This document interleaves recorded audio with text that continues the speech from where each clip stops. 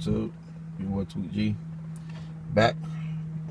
I'm doing an install of a double DIN TV radio, 15-inch flip, a couple amps and 3 speakers on the Buick Lesabre. I painted the rims like a couple weeks ago, I believe, like some 24-inch legs on these.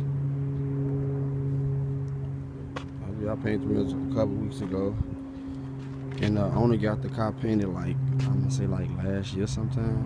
I don't know. And I gotta do a couple of touch-ups on it too. Ain't nothing too major. These rims, 24-inch legs on it.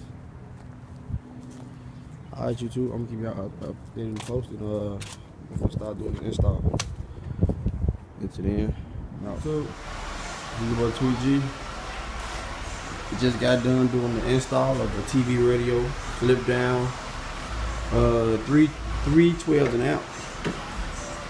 You see, it's a clean install. Ain't no wires showing. Got that double DIN in there nice and flush. Got the bass knob. That bass knob, you know, everything functional.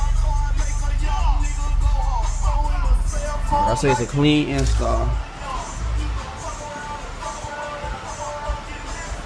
We got a problem going on with the flip down, but I already told the owner, said she's gonna take it back and get another one. It's the right channel and everything, but it's just doing this. But like I said, it's a clean install. Ain't no wires showing. Clean install, YouTube. I don't want to show her trunk, but she got some nice stuff in there. Alright, YouTube, just show y'all the install. I do installs too. Look at that double DIN is in there, nice, clean. Alright, YouTube, I'm gonna put out other in the post. So then I'm out.